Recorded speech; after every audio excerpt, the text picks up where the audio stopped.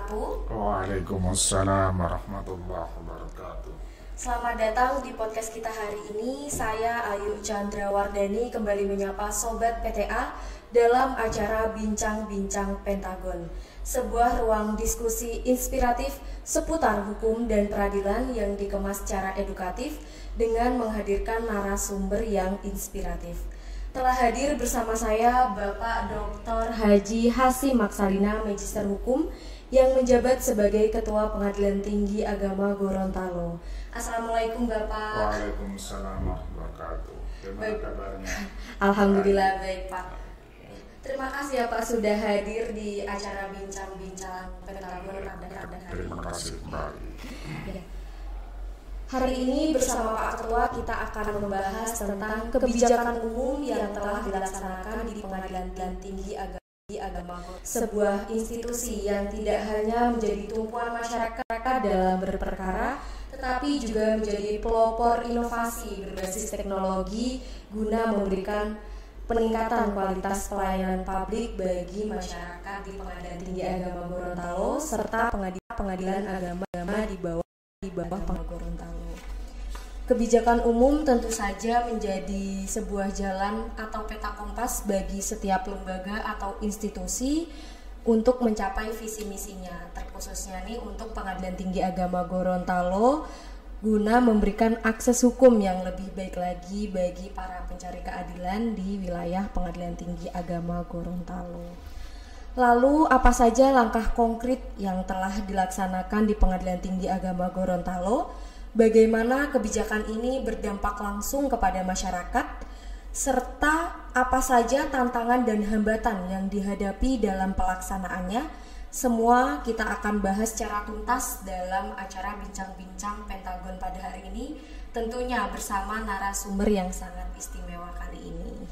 Silahkan Pak Ketua. Terima kasih Mbak Ayu yang telah bersama-sama kita untuk berdiskusi. Namun sebelum kita atau saya menjawab tadi pertanyaan yang berantai ya, itu kita kembali ke peristiwa kemarin. Kita sebagai keluarga besar Mahkamah Agung melalui podcast yang sekarang ini tidak ada salahnya kalau saya mengawali untuk mengenang dan ikut berduka cita atas dipanggilnya salah satu orang tua kita, Hakim Agung, Doktor yang mulia Dr. Anus Haji Abdul Manaf. Oleh karena itu mengawali podcast kali ini saya mengajak kepada Ayu dan para pendengar, audiens semua untuk mendoakan beliau, mudah-mudahan Allah menerima segala amal, segala dedikasi untuk pembangunan hukum dan pembangunan institusi Mahkamah Agung, karena beliau seorang sosok yang lengkap kalau kita bilang ya. Profesinya itu semua jenjang dilalui sampai karir puncak sebagai Hakim Agung. Oleh karena itu sekali lagi mari kita mengingat jasa beliau, kemudian kita mendoakan beliau ya. Dan lebih lagi kita harus bisa meneladani, mencontoh keseharian beliau, kepribadian beliau dan kesederhanaan, yang humble dan orang yang ramah, hospitality terhadap semua. Insya Allah Allah akan menerima segala amal baiknya. Baik, pada pagi hari ini seperti tadi disampaikan oleh host bahwa bagaimana Pengadilan Tinggi Agama ini kebijakan umumnya. Saya kira kalau kita berbicara dengan kebijakan umum Pengadilan Tinggi Agama, tentu tidak akan bisa keluar dari kebijakan dari Mahkamah Agung itu sendiri, juga kebijakan dari Badilah, karena Pengadilan Tinggi Agama merupakan kawal depan Mahkamah Agung, sekaligus dari representasi ataupun implementasi dari Badilag itu sendiri. Jadi kalau kita katakanlah rinci, kita akan berbicara kebijakan itu yang pertama integritas, penguatan integritas. Nah, kita tahu bahwa pengadilan ini sudah cukup berpengalaman dalam hal membangun integritas ini. Dengan diluncurkannya WBK, kemudian WBBM itu kita senantiasa berpartisipasi dari awal. Dan kita tahu untuk yang terakhir saja ini, untuk yang terakhir tahun 2024 dari 259 satker di seluruh Indonesia, dari seluruh badan peradilan, itu pengadilan agama atau dari unsur dari peradilan agama itu meraih prestasi WBK itu 22 satker PA, kemudian PTA 1, kemudian pengadilan negeri 1. Jadi dari 259 yang berhasil meraih WBK hanya 24 satker saja, Mbak Ayu. Ini kan suatu prestasi yang luar biasa untuk kita. Jadi dari 24 tadi, kalau kita rinci lagi, salah satu dari 22 PA yang meraih WBK itu adalah PA di wilayah Pengadilan Tinggi Agama Gorontalo, yaitu PA Tilamuta. Oleh karena itu, ya luar biasa, juga harus kita apresiasi, kita syukuri, tapi lebih penting lagi adalah kita harus mempertahankan, bahkan untuk meraih yang lebih tinggi. Ya. Jadi itu kebijakan dari PTA yang harus terus-menerus dilakukan. Jadi satu, meraih WBK dan mempertahankan serta meraih yang prestasi lebih tinggi lagi, yaitu nanti WBBM ya.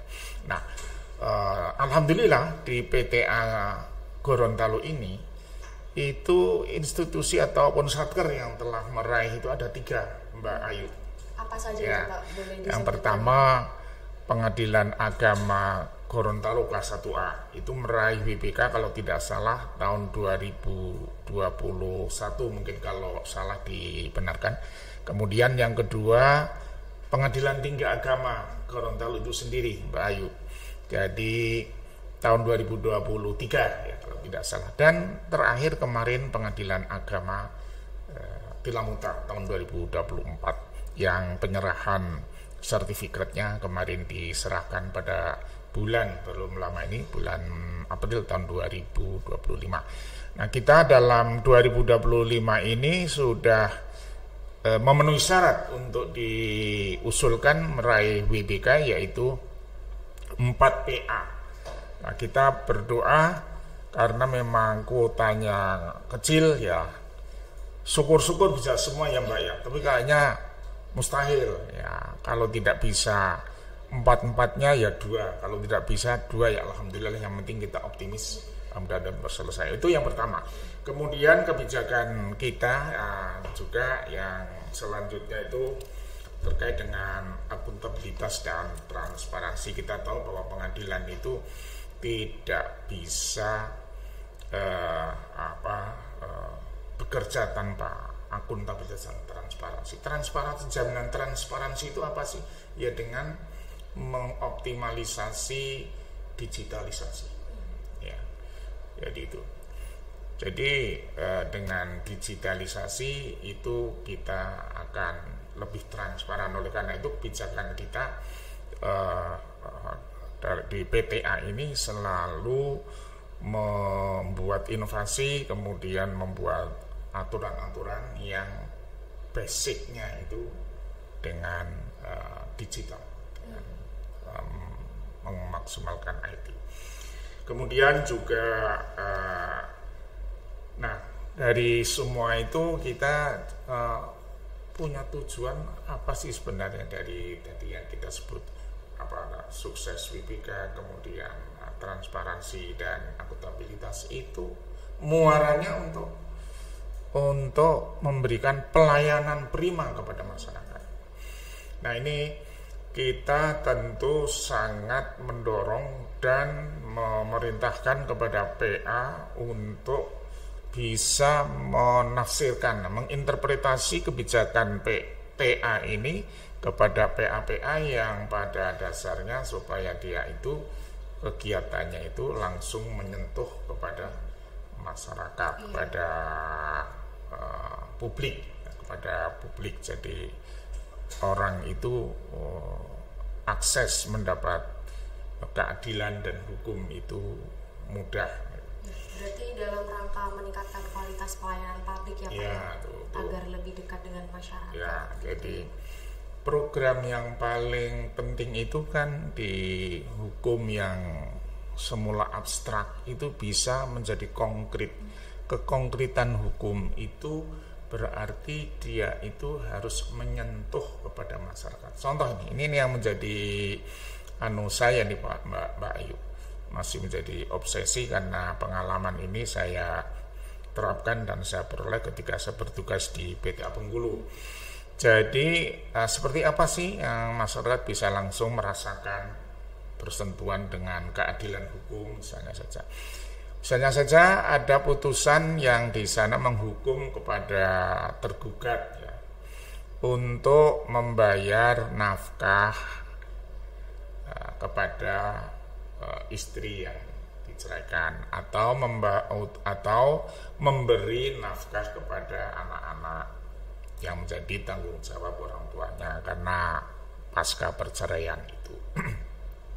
Nah, di sana waktu ini pengalaman saya, itu kami kerjasama dengan pemerintah daerah provinsi sehingga meminta kepada gubernur untuk mengeluarkan peraturan gubernur yang mengatur apabila ada khususnya aparat pegawai negeri sipil atau ASN sekarang ya, itu yang berpisah keluarganya antara suami dan istri, maka kewajiban suami untuk memberikan akses keadilan kepada istri yang diceraikan dan menjamin anak-anaknya itu mendapatkan nafkah, maka gaji PNS tadi khususnya ayahnya itu dipotong oleh pemerintah provinsi kalau dia pegawai provinsi.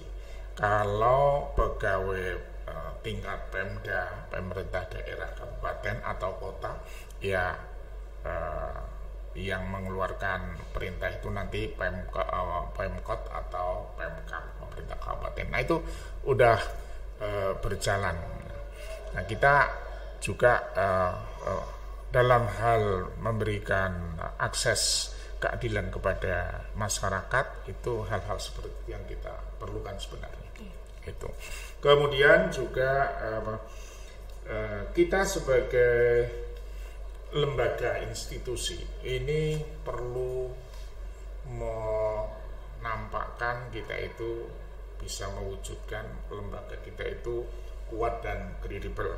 Nah, untuk itu PTA telah melakukan MOU tadi, jadi nota kesepahaman dengan beberapa instansi baik itu IAIN, kemudian BPN, kemudian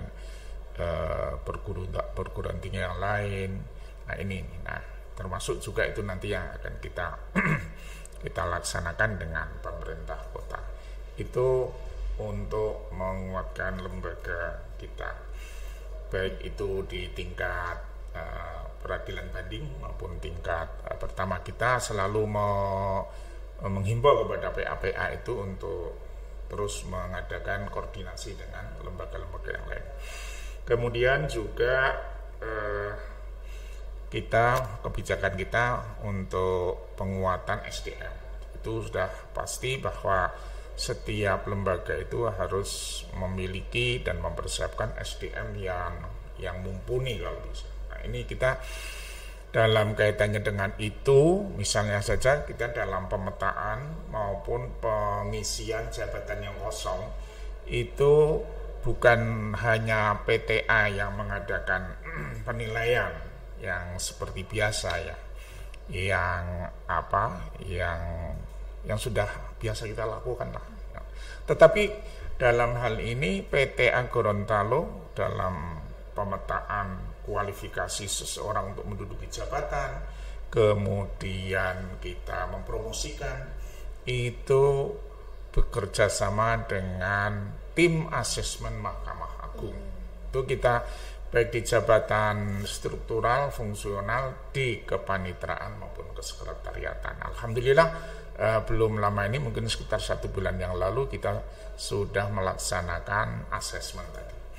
Kemudian yang berikutnya itu saya kira sudah disinggung tadi, tapi lagi-lagi teknologi informasi ini harus bisa kita manfaatkan di segala bidang untuk penguatan lembaga atau organisasi atau PTA itu sendiri. Jadi kita mencari dan kita sudah memiliki kawan-kawan yang memang masuk di PTA ini yang berlatar belakang dari IT. Nah, kita kebijakan kita, mereka yang ada di PTA maupun PA itu kita adakan pertemuan koordinasi secara berkala untuk memajukan tentang IT ini baik di satker PTA-nya maupun PA masing-masing. Kemudian kalau kita melihat capaian dari jadi kan tadi Bapak sudah menyebutkan kebijakan-kebijakan yang telah dilaksanakan di Pengadilan Tinggi Agama Gorontalo sejauh ini ya Pak ya. Mungkin bisa diinformasikan Pak untuk capaian-capaiannya dalam melaksanakan kebijakan ini itu capaiannya itu bagaimana Pak? Ya, terima kasih Mbak Ayu.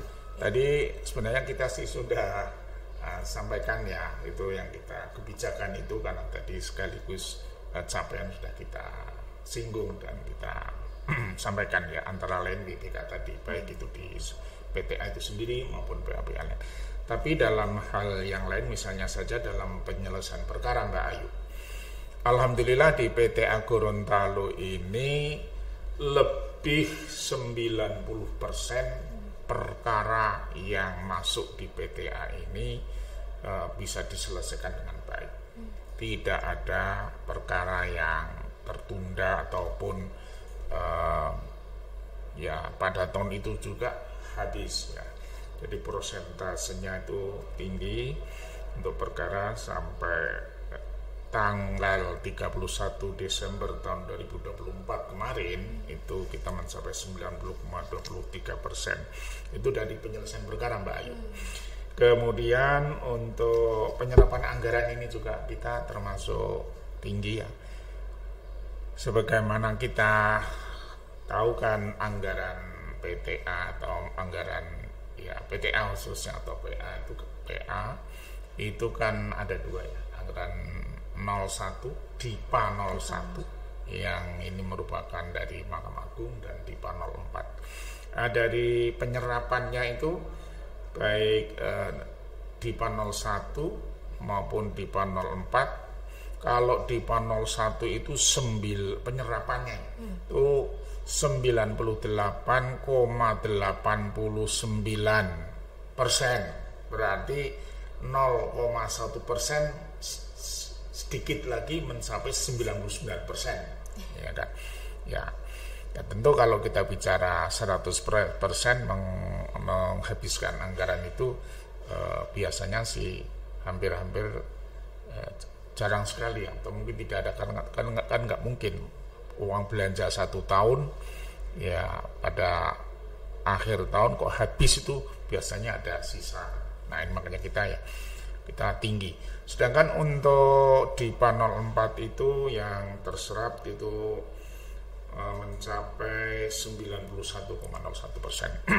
Jadi yang di atas 90 semua. Itu menandakan kita berhasil. Kemudian juga tadi yang kita juga sudah singgung, implementasi optimalisasi IT atau teknik informatika itu kita terus galakkan, terus kita. Semua program kita ini sekarang sudah berbasis elektronik. Ya.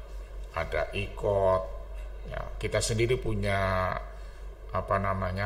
punya program misalnya saja sistem informasi aplikasi peradilan itu siap banding ya, kita itu juga berbasis IT, kemudian laporan-laporan kita semuanya sudah IT ya.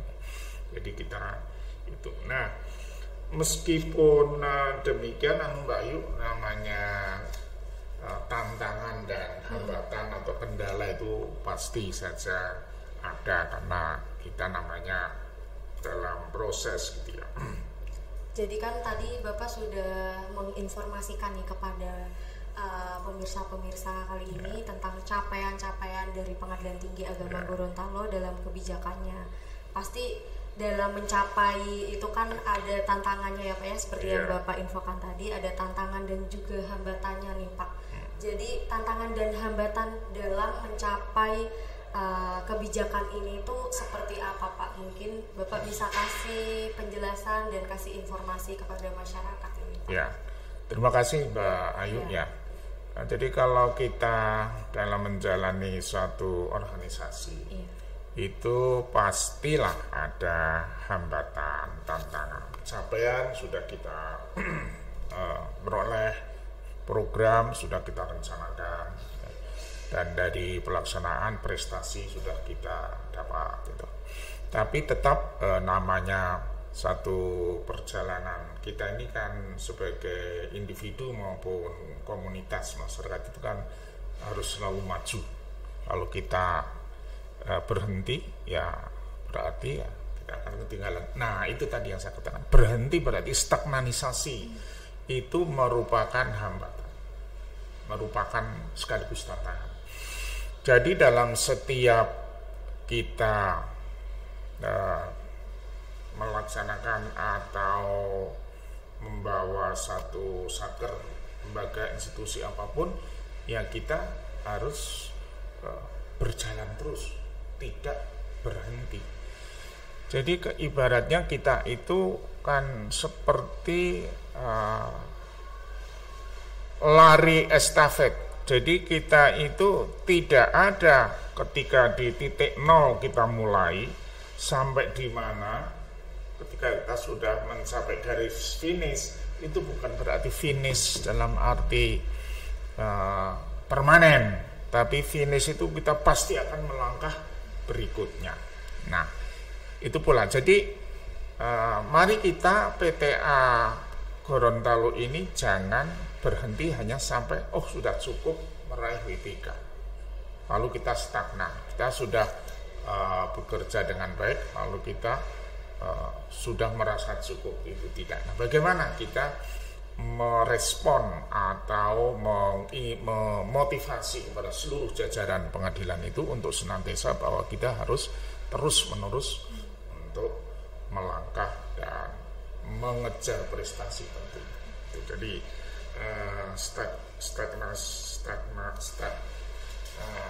stagnanisasi tadi Mbak Ayu ya, kita perlu kurangi. Jadi harus tetap istiqomah gitu Kalau bahasa agamanya istiqomah itu, kalau kita sudah bicara istiqomah dari kacamata agama itu adalah satu prestasi yang tertinggi. Ya, itu konsistensi, konsisten, kontinuitas, istiqomah itu ya. Kemudian perlu ini sinkron antara program PTA dan PA itu harus relevan, ada relevan terus, tidak boleh berselisih sedikit pun.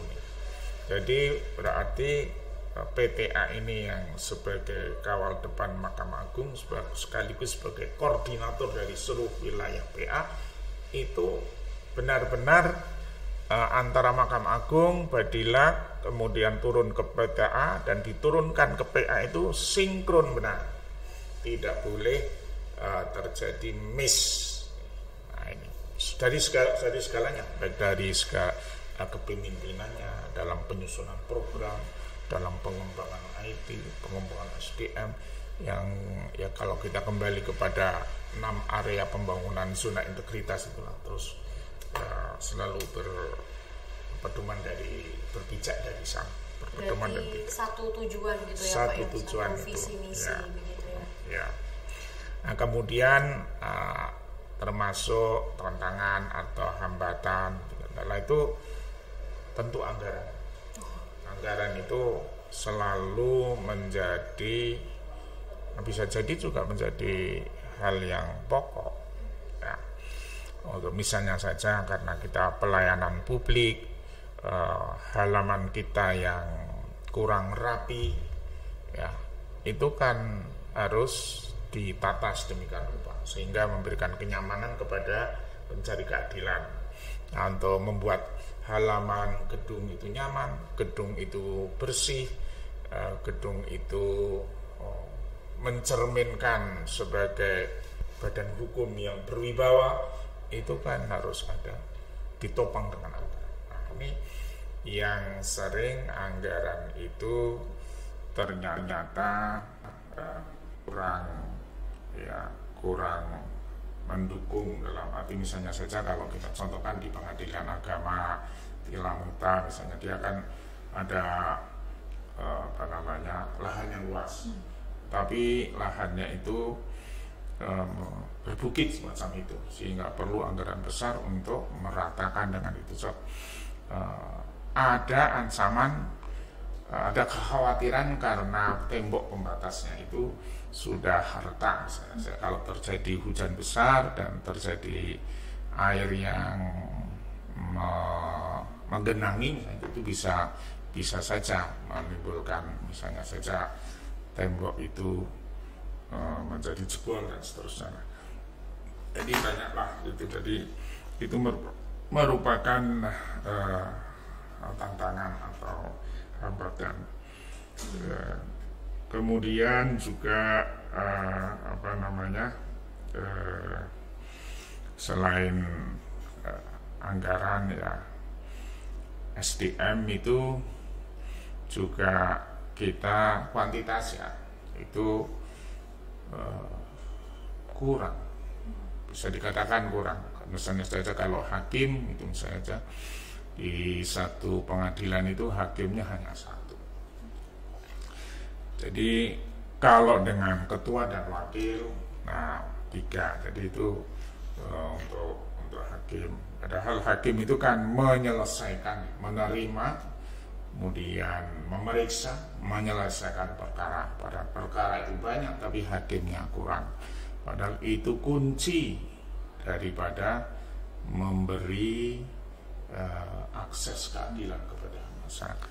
Tapi alhamdulillahnya tadi walaupun keadaannya hakimnya hanya sedikit, itu PTA Gorontalo ini sudah menyelesaikan perkaranya secara tepat waktu ya Pak ya. Alhamdulillah. Jadi kita ya tidak boleh memang harus bertekad, tidak boleh beralasan dengan hakim yang 1 atau hanya 3. Itu tidak ada cerita, kita wajib melaksanakan. Berarti apa? Konsekuensinya hakim itu bekerjanya itu bisa 24 jam.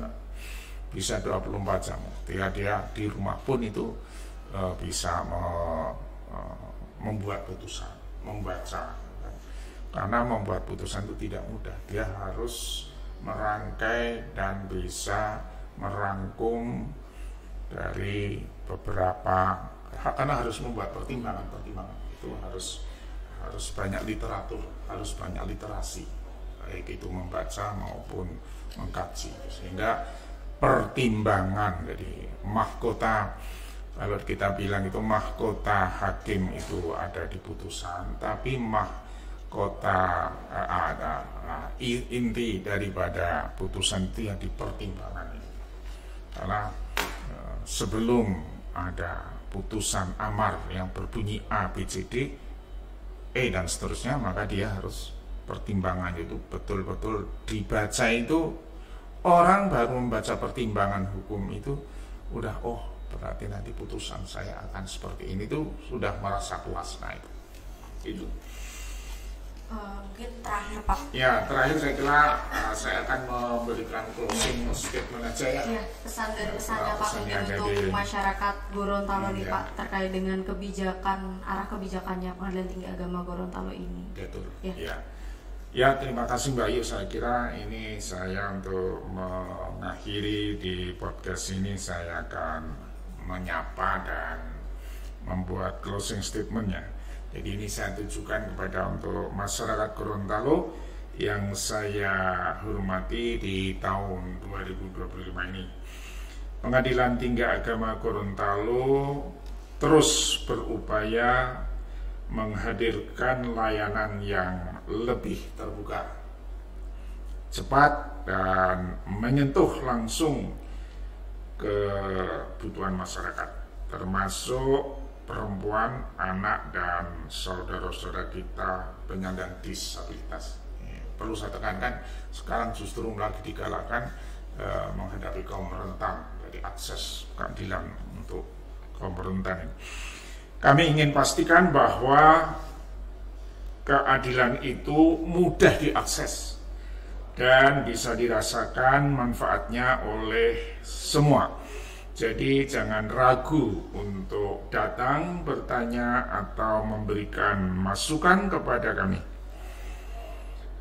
Karena kami percaya pengadilan bukan hanya tempat menyelesaikan masalah hukum, tapi juga ruang untuk membangun kepercayaan dan keadilan bersama. Oleh karena itu, mari kita jaga bersama lembaga ini, dan semoga apa yang kami kerjakan bisa memberi dampak nyata bagi masyarakat Gorontalo. Amin. Saya kira demikian. Terima kasih Mbak Ayu. Semoga kebijakan Pengadilan Tinggi Agama Gorontalo ini dapat berdampak dan dirasakan langsung ya Pak ya oleh masyarakat Gorontalo. Jadi tidak terasa nih Pak, kita telah sampai di penghujung pembicaraan yang sangat seru sekali ini Pak. Sekali lagi saya ucapkan terima kasih Sama-sama, kepada Pak Ketua yang telah menyempatkan hadir di acara Bincang-Bincang Pentagon pada hari ini Pak. Lalu nantikan podcast kami selanjutnya masih dengan topik yang tidak kalah menarik. Jangan lupa untuk like podcast ini dan juga subscribe kanal YouTube Pengadilan Tinggi Agama Gorontalo agar tidak ketinggalan podcast selanjutnya. Mohon maaf apabila ada kesalahan kata maupun ucapan. Wassalamualaikum warahmatullahi wabarakatuh. Waalaikumsalam warahmatullahi wabarakatuh.